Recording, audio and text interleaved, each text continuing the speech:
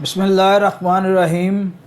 ایران نے کویت اور دبئی کو عید کا جو تحفہ دیا ہے نا، وہ ان کے وہم و گمان میں بھی نہیں تھا۔ ایران کی IRGC اسلامی انقلابی گارڈ کور نے کویت میں امریکی ایئر بیس علی السالم اور UAE میں دبئی کے قریب ایک اور امریکی ایئر بیس المنہاد کو ہٹ کیا ہے۔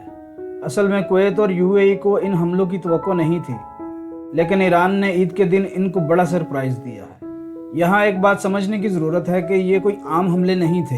ایرانی میزائل جہاں جا کر ہٹ ہوئے ہیں وہاں امریکی فائٹر جیٹس کے ہینگر تھے، یعنی جیٹس وہاں جا کر کھڑے ہوتے ہیں اور وہاں ان کی مینٹیننس کا کام کیا جاتا ہے۔ ایک بات آپ اور یاد رکھیں کہ کوئی بھی طیارہ جب پرواز کے لیے تیار ہوتا ہے تو سب سے پہلے اسے چیک کیا جاتا ہے کہ اس میں کوئی تکنیکی مسئلہ تو نہیں، لیکن جب آپ کے پاس یہ فیسلٹی نہ رہے تو آپ طیارے کو کسی قیمت پر بھی اڑا نہیں سکتے۔ اب آپ بتائیں کہ جب آپ کے پاس طیارے کو چیک کرنے کی فیسلٹی نہ رہے تو مطلب آپ کا فضائی آپریشن بند ہو چکا ہے، یعنی یہ حملہ کر کے ایران نے امریکی فضائیہ کو اپاہج کر کے رکھ دیا ہے۔ ایک تو ایران نے امریکی فضائیہ کی ورکشاپس کو راکھ کا ڈھیر بنا دیا، اور دوسری طرف جہاں ان طیاروں کے لیے فیول سٹور کیا جاتا تھا، ایران نے ان ذخائر کو بھی جلا کر راکھ کر دیا ہے۔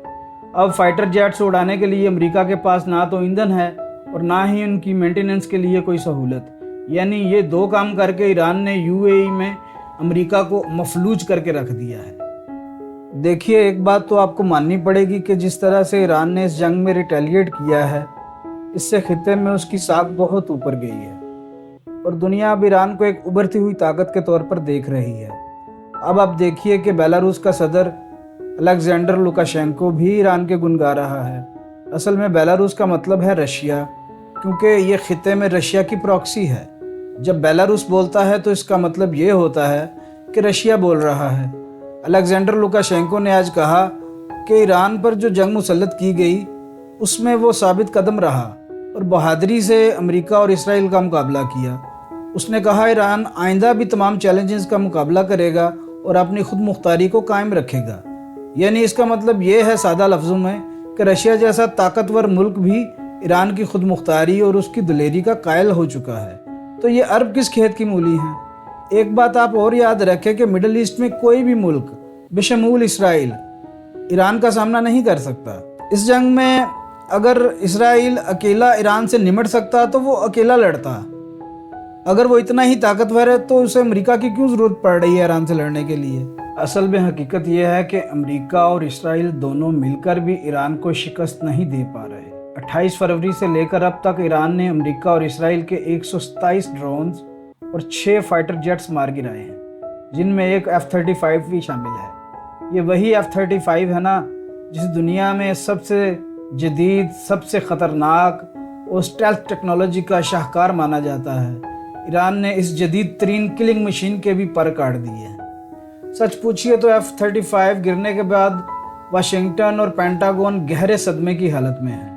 انہیں ابھی تک یقین نہیں آ رہا کہ ایران نے ان کی فضائیہ کا بھرم بھی توڑ کے رکھ دیا ہے۔ اس ایک F-35 کے گرنے سے امریکہ کو کھربوں ڈالر کا نقصان ہوا ہے۔ جس ملک نے بھی امریکہ کو یہ طیارے خریدنے کے لیے آرڈر دیے ہوئے تھے، اب وہ سب کے سب کینسل سمجھو۔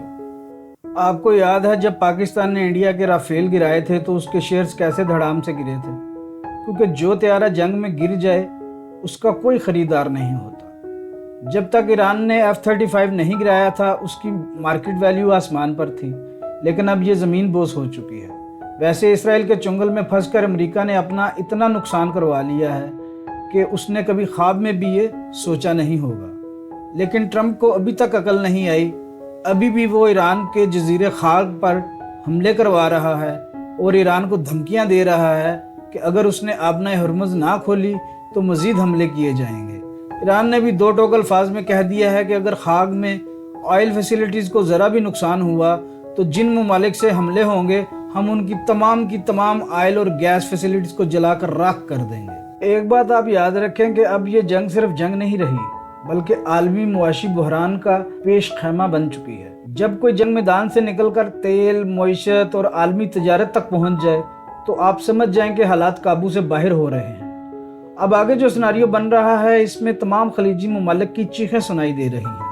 ایک تو عربوں نے ایران سے مار کھائی، اور مار بھی ایسی کھائی کہ جس کا انہوں نے کبھی تصور بھی نہیں کیا ہوگا، और अब ट्रंप उनसे पैसे भी मांग रहा है।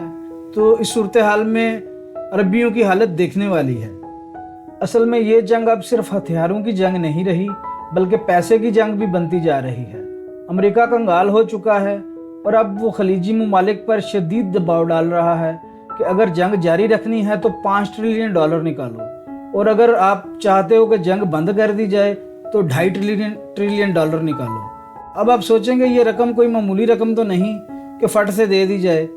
एक तो ये लोग पहले ही उजड़ चुके हैं, इनका तमाम का तमाम कारोबार बंद हो चुका है, तेल और गैस की सप्लाई रुकी हुई है, सरमायाकार मुल्क छोड़कर जा चुके हैं, ईरान है कि बिलानगा इन पर बमबारी कर रहा है, और ऊपर से ट्रंप ने इन पर मुआशी बम मार दिया है।